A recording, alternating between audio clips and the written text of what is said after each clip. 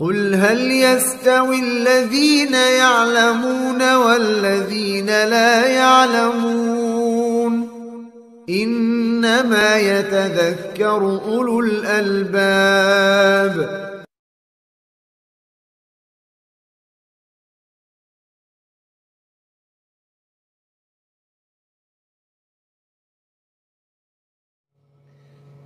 Ya bani Israil adhkuru ni'mati allati an'amtu alaikum wa awfu bi'ahdi ufi bi'ahdikum wa iyaya farhabun.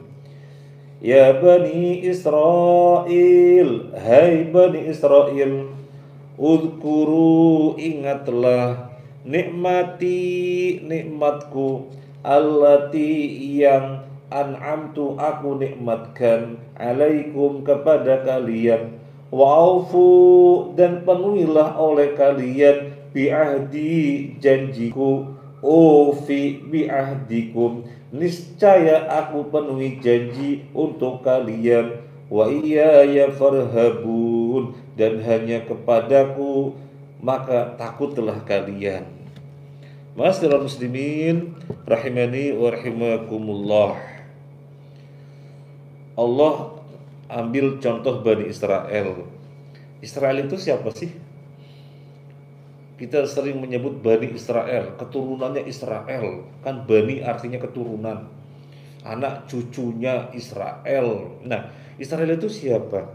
Israel itu adalah Nabi Yakub alaihi salam.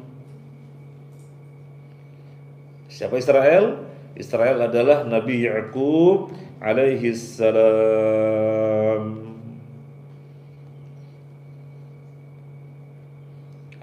Nah, yang dimaksud di dalam khitab ayat ini Bani Israel yang mana? Ya, sekelompok Bani Israel yang ketika itu berada di Madinah, yaitu Bani Israel, Yahudi dan Nasrani yang berhadapan dengan Nabi terakhir, namanya Nabi Muhammad Sallallahu Alaihi Wasallam.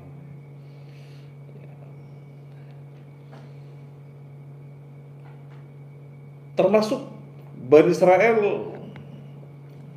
yang sampai sekarang ini, Bani Israel yang sampai sekarang ini, keturunannya Yakub yang sampai sekarang ini, yang pernah diutus kepada mereka ada Yahudi, yang pernah diutus kepada mereka yang disebut Yahudi, Nabi Musa pernah diutus ke sana. Bani Israel yang disebut dengan Nasrani, Nabi Isa pernah diutus ke sana. Jadi ini kitabnya adalah Allah menceritakan Bani Israel, keturunan Yakub yang ada di sekitar, yang ada di Madinah dan sekitarnya, yang berhadapan dengan Nabi yang diutus ketika itu Nabi Muhammad SAW, dan Bani Israel yang sampai sekarang. Ini kitabnya atau yang dibahas adalah mereka ini. Bani Israel diseru, Bani Israel, wahai keturunan Nabi Israel, orang-orang Yahudi yang Nabi Musa pernah diturunkan kepada kalian, orang-orang Nasrani yang Nabi Isa pernah diturunkan kepada kalian, uzkuru, ingatlah oleh kalian nikmati nikmatku allati an'amtu alaikum, yang aku nikmatkan, yang aku telah nikmatkan kepada kalian. Nikmat yang mana? Jadi Allah seru Bani Israel, Bani Israel, ingatlah nikmatku yang telah aku nikmatkan kepada kalian, yaitu nikmat disebut dengan hati, berarti mengakui, pengakuan. Nikmat disebut dengan lisan, pujian. Dan nikmat yang disebut dengan anggota badan, aplikasi. Jadi ini tafsir udhkuru, Ini tafsir udhkuru. Udhkuru, ingatlah oleh kalian nikmatku yang telah aku nikmatkan kepada kalian. Apa maksudnya? Dengan hati diakui bahwasanya semuanya ini dari Allah. Dengan lisan ucapkan, dengan cara memuji-muji Allah, dan dengan anggota badan dengan cara menggunakan kenikmatan-kenikmatan tersebut di dalam perkara-perkara yang Allah ridhoi.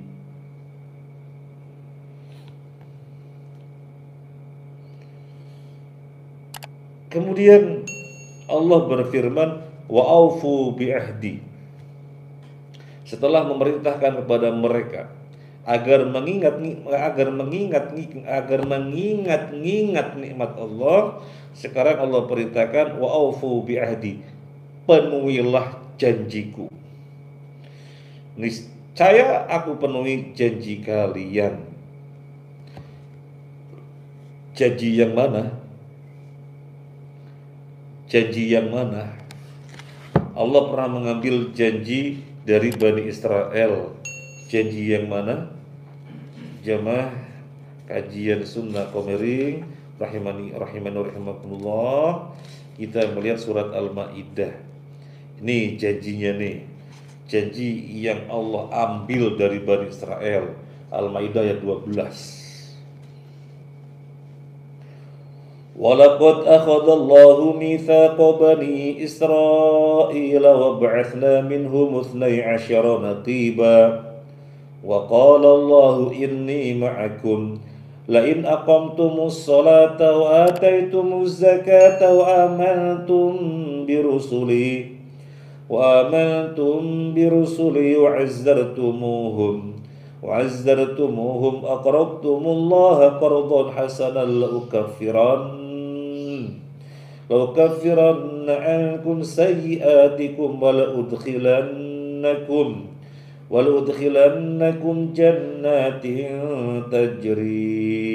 تجري من تحتها الأنهار فمن كفر بعد ذلك منكم فقد ضل سواء السبيل. Ini adalah janji yang Allah ambil dari Bani Israel.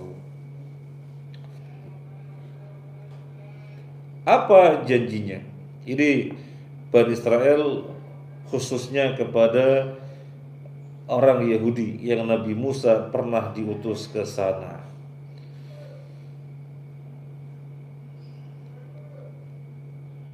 Allah telah mengambil janji Bani Israel dan Allah telah mengangkat 12 orang pemimpin di antara mereka, karena jumlah mereka ada 12 kabilah, maka Allah tetapkan pimpinan masing-masing 12 kabilah. Kemudian Allah nyatakan, inni ma'akum, aku ini bersama kalian. Aku ini bersama kalian, artinya senantiasa akan menolong kalian, senantiasa akan memberikan penjagaan kepada kalian, selama-lamanya akan memenuhi apa yang merupakan kemaslahatan bagi kalian. Jika apa saja? Jika apa saja? Lain aqamtumus shalah, jika kalian mendirikan salat. Apalagi wa ataitumuz zakah, jika kalian menunaikan zakat.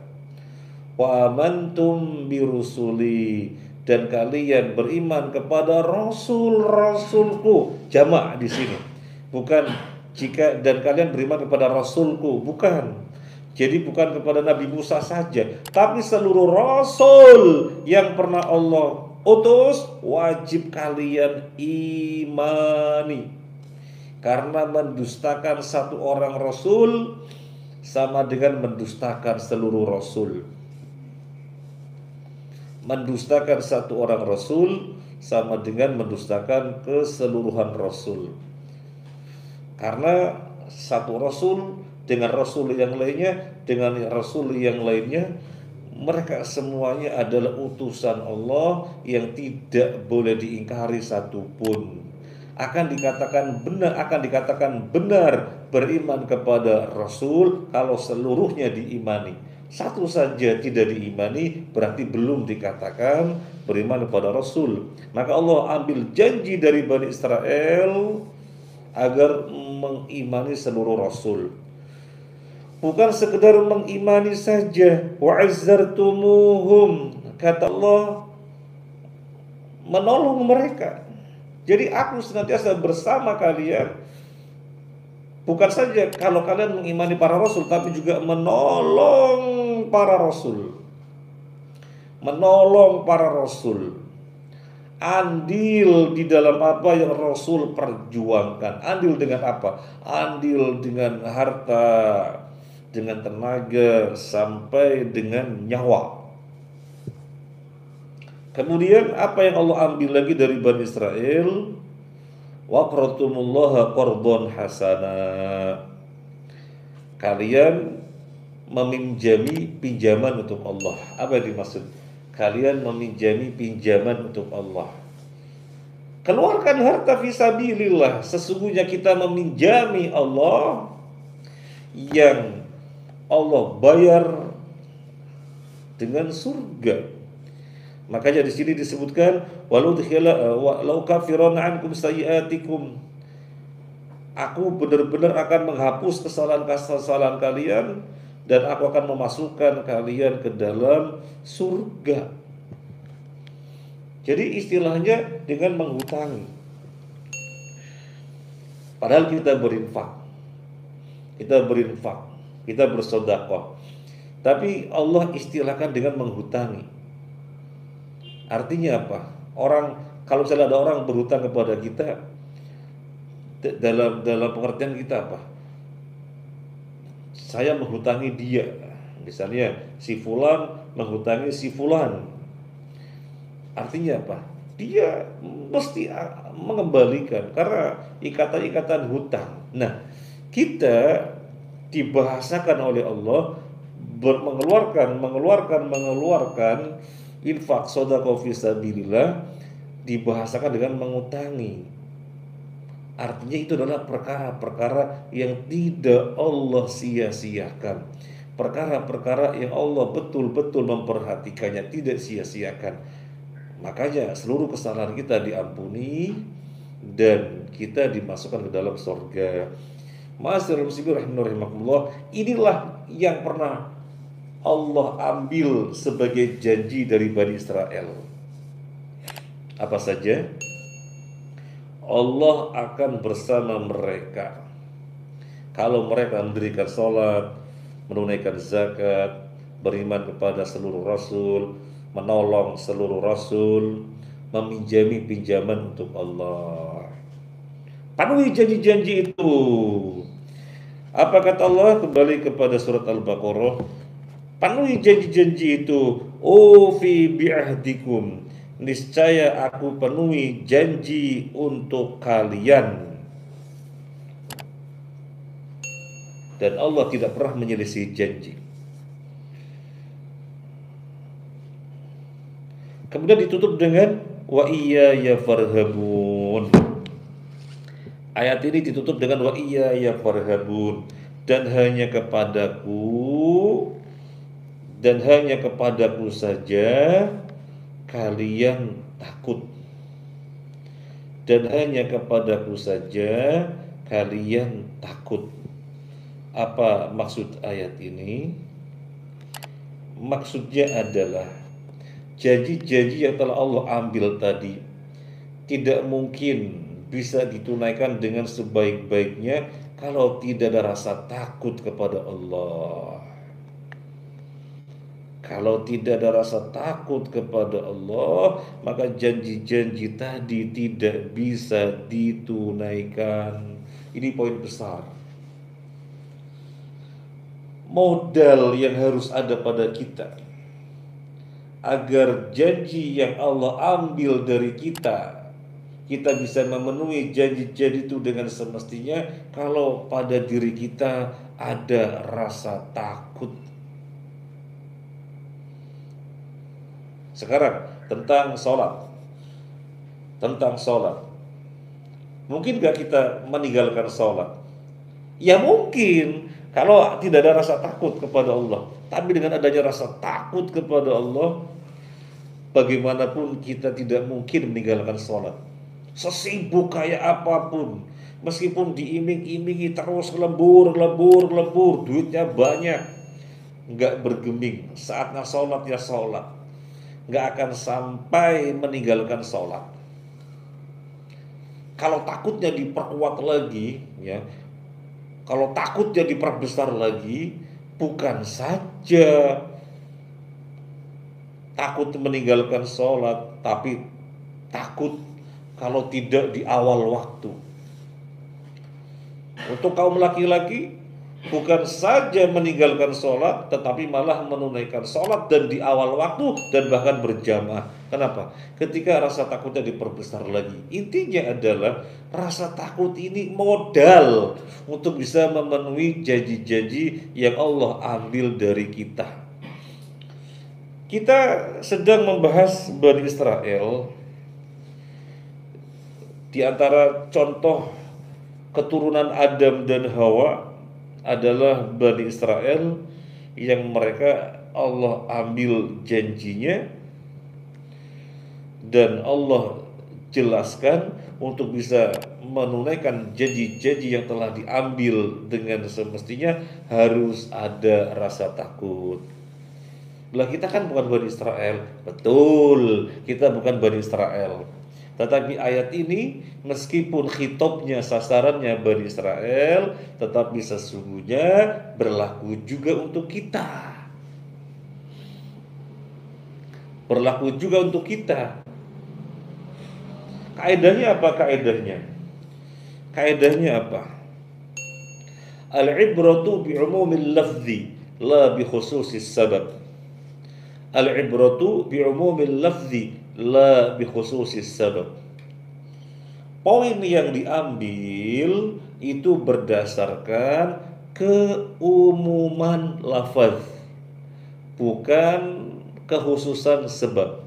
Kalau kekhususan sebab, maka ini hanya terkait dengan Bani Israel saja, khusus sebab yang khusus ini Bani Israel saja. Tapi di dalam memahami ayat-ayat Al-Quran yang dilihat adalah keumuman lafaz. Keumuman lafaz di sini Allah nyatakan janji yang telah Allah ambil bisa dilakukan dengan semestinya kalau ada pada diri kita rasa takut. Meskipun khitabnya Bani Israel, tetapi berlaku juga untuk kita. Bukan sebatas Bani Israel, tapi siapapun yang kalau ada rasa takut maka bisa menunaikan janji-janji yang telah Allah ambil.